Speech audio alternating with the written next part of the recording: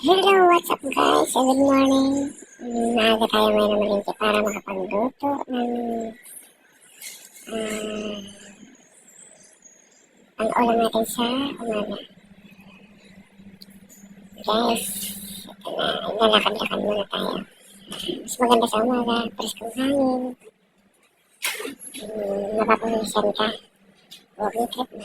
At ito nga yung mga binili ko guys. Yan siya.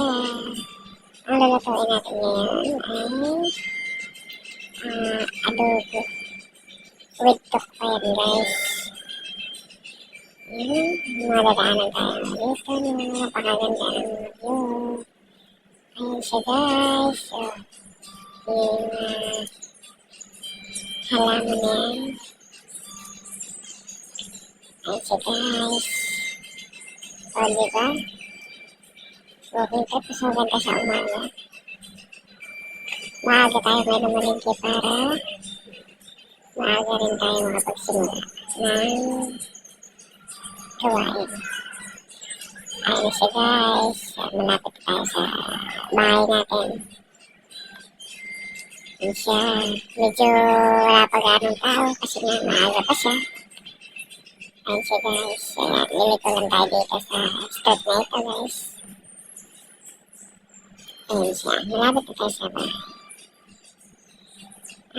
Subdivision to guys. Pero hindi na natin sabihin yung street kasi confidential. Ayan siya guys. Malapit na tayo sa bahay natin. Ayan siya guys. Malapit na tayo.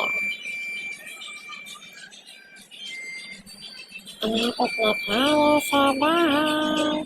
At ito na tayo guys.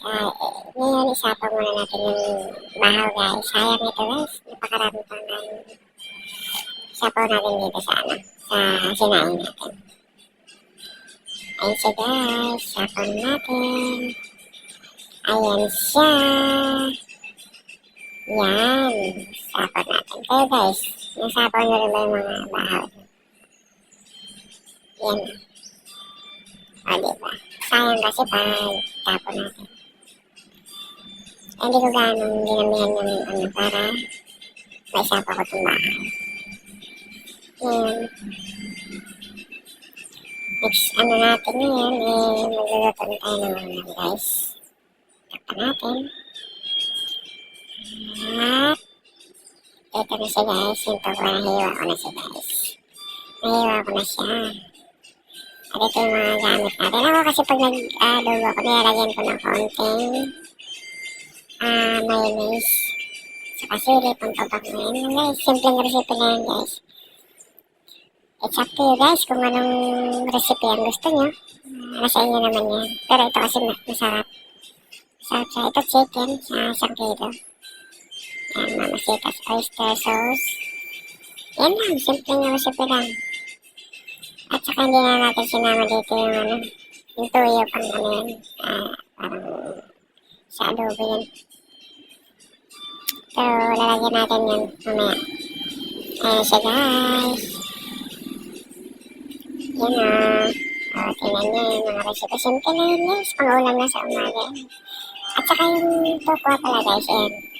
Pranito na natin yan. Para sarap pranito muna guys. Ayan siya guys. Tingnan nyo na lang guys kung paano kayo makakuha ng idea sa pagluto ng masarap na ulam sa umaga. Ayan siya guys. Ipretuhin nyo lang yan guys. Na mag-brown. Ayan siya guys.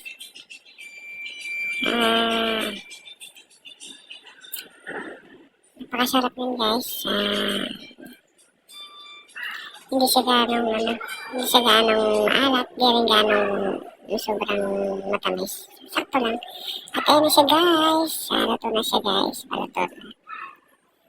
Ayun siya guys. Tingnan niyo. Ang sarap.